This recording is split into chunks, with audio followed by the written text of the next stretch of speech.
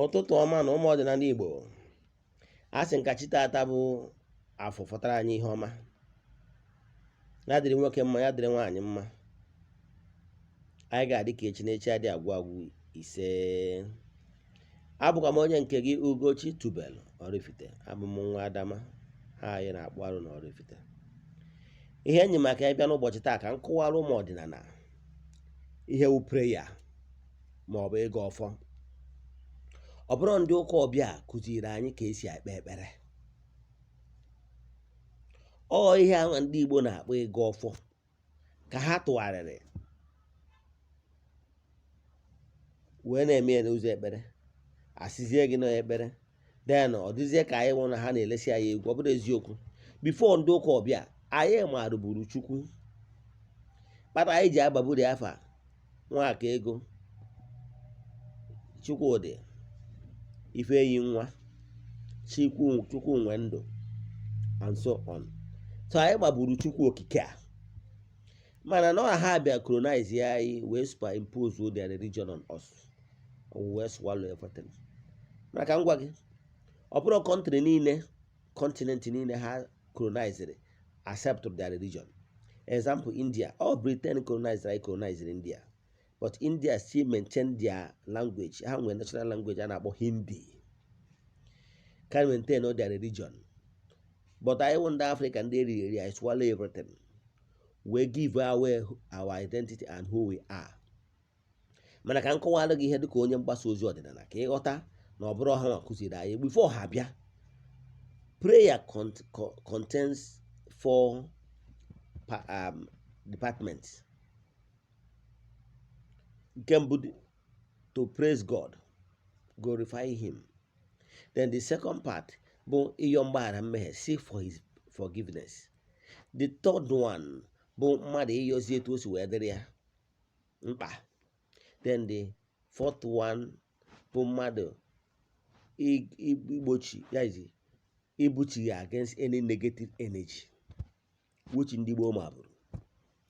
Ka mmeghe gị onye Igbo anya ka ịghọta ihe a na-ekwu. Ọ bụrụ na eweta ọjị, anyị na-ekene Chukwu okike abịa ma Chukwu na anyị ekene gị. Kene ụmụ mmụọ dị iche iche ndị na-ejere Chukwu na mmadụ ozi. Ekenecha ihe ọzọ ya ekwu bụ ọsị okenecha ya o wee yọọ sido onwe ebe ọ na anyị si mejọ sị gbaghara anyị na anyị nwe nwata na-asa ahụ n'afọ n'afọ, ọnya mgbaghara mmehie. Onye ọcha ya o wee yọbazie ihe ọma dị iche iche sị ka ihe ọma mere anyị na anyị ga-adị ka eji na-eji adị agwụ agwụ. Na anyị ga-egbu n'ihu bute mma, gbuo n'azụ bute mma. Ọ gọbazie ọfụ ihe ọma dị iche iche. Ọ bụrụ onye na-agọrọ ọfụ ụmụ nwa dị ya nọ etu ọ esikọchara ha ọfụ ihe ọma, ọ gọchara ihe niile. Nke ikpeazụ wesizi onye si ka anyị nwee onye anwụọ ka anyị jee akwụ ya.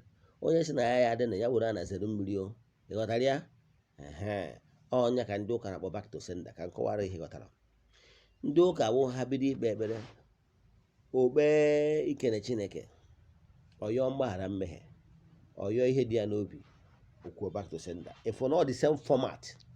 Ihe dị iche na nke ha bụ na o nwere ike ọpụta ikene Chineke ofu okwu ọ na-ekwu ya repeatedly.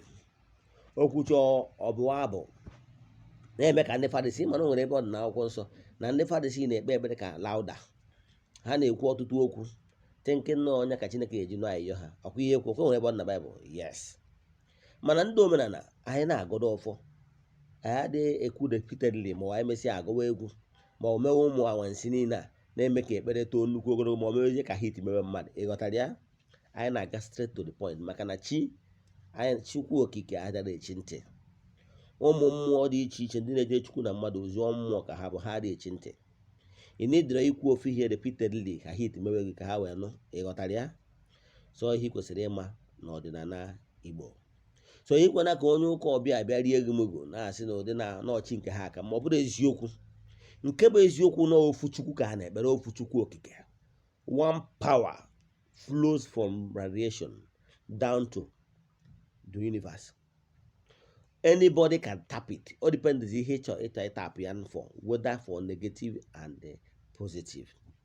Ịghọtara ya? O nwere ihe a na-akpọ metaphysics. Ịmụ ka ụmụ mmụọ niile si eme operate, the power that is from above. Now how you use it what differ.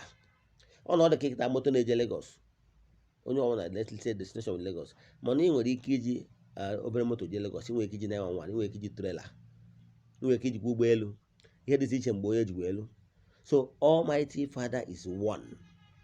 Then the method of ya kpatara eji wee iri kwuo na Bible sị na n'ụbọchị ikpeazụ na ndị mmadụ ga-esi n'ọwụwa anyanwụ na ọdịda anyanwụ bịa nọnyere Abraham na eze eluigwe. A sị ka m kwodogoro akwụkwọ ndị ụka ọbịa ahụ gosi na ndị mmadụ ga-esi na mpaghara dị iche iche, ma India, ma China, ma Arab world, ma Afrịka, ma ala Igbo wee bịa nọnyere. Ịghọtara ihe na-achịkọwara gị, gosi gị na adị ahụ na agbụrụ ma ọ bụ ụzọ isi wee fee Chukwu.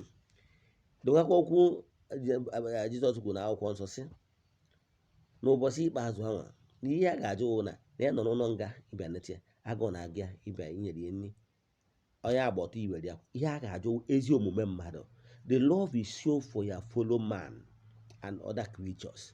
That's what anyị eji wee judge. It's not okpukpere anyị ụzọ isi wee kpe or it's Muslim.